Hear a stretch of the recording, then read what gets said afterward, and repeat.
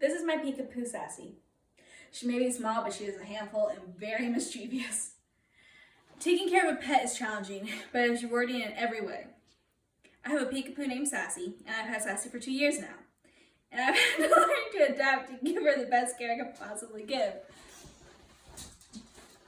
According to the American Kennel Club, picking a dog breed is an important part of the decision, and to talk with your family and those who live at your home about it before deciding on what dog breed you're going to get. Choose a breed that will fit well with your family.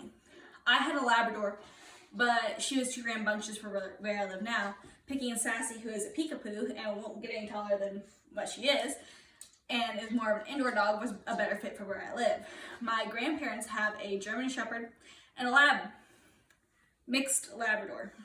You're not really sure what she is. And those fit for where they live due to how much space they have and where they live, like the aspect of that as well. German Shepherds are great, but for where I live it's not. And the German Shepherd that my grandparents have is very young, and the Labrador that my grandparents have is older, so they can coexist a lot better. And they can coexist nicely most of the time. There are those times when they can't, but we don't talk about those. Feeding schedules are different for every animal. It's mainly based on when the owner can feed them. I feed Sassy every morning and night. According to Dr. Francis of St. Francis Animal Clinic, she needs to be fed 1/3 cup of Purina puppy chow, and every time that her bowl is empty, to keep her weight in check. She also receives a toothbrush to help with her breath, a handful of mini dog bones, the mini kind because her jaw does not open that wide, and 2 animal cookies. Every time I say cookie, she gets closer and sits. Sassy doesn't eat that much, so the 1/3 cup of Purina dog food lasts a couple of days. And we refill her water anytime that it is needed. Anytime her bowl is empty, we immediately fill it up so that she doesn't dehydrate. And at night, Sassy gets a type of meat, either chicken, beef, or pork. It's normally whatever we had for supper. And we try to only give her protein so that she can stay in the weight range she's supposed to be in, and that's healthy for her.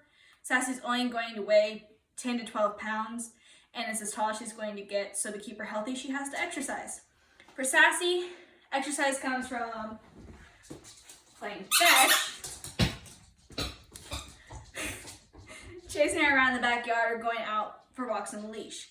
When it's raining or bad weather like today, we walk the halls of the house or we play tug of war with one of her many toys and stuffed animals. Sometimes we take her to Lincoln State Park for a change of scenery, so that she can smell their scents and meet other animals. But due to her small stature, she doesn't really like meeting animals that are bigger than her, or else she lays on her back and plays dead. Grooming is important to keep Sassy healthy. She gets a bath once a week to keep her fur clean and the fleas and ticks away, because fleas and ticks are not welcome in this house. Sassy gets her nails clipped by the veterinarian because we did that one time and we aren't ever doing that again.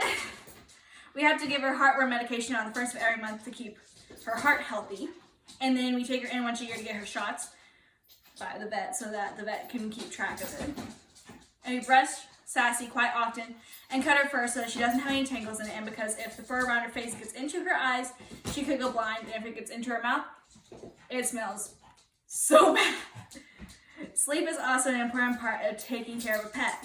Sassy needs to have naps because she's still young, but she goes to bed with the rest of the family as well. So, because of that, we have to wake her up every now and then and chase her around the house so that way she's not awake for hours on end until 3 a.m. and we don't get sleep.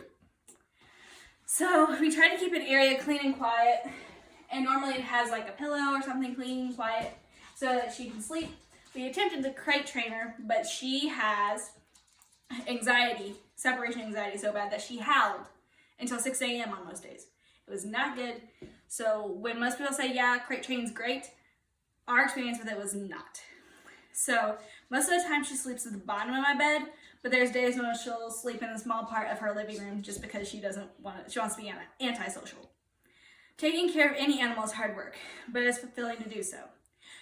Pick a breed that fits your family's needs and is important, as well as feeding and exercising. Taking care of a pet is challenging, but it can also be very rewarding.